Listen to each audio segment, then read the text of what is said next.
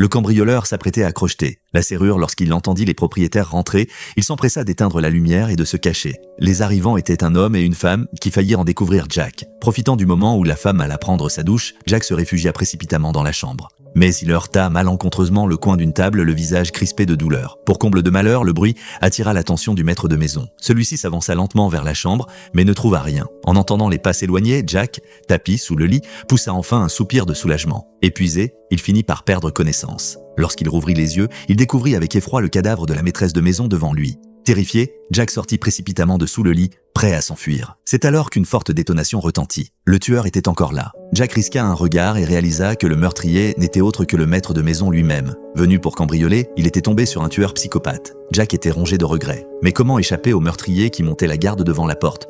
Ce que Jack redoutait le plus finit par arriver. Le tueur découvrit la lampe torche qu'il avait laissée, comprenant qu'une autre personne se trouvait dans la maison. L'homme, pistolet en main, se mit à fouiller les lieux, mais en vain. Lorsqu'il se retourna, il aperçut une paire de chaussures dépassant sous le rideau. Il leva son arme.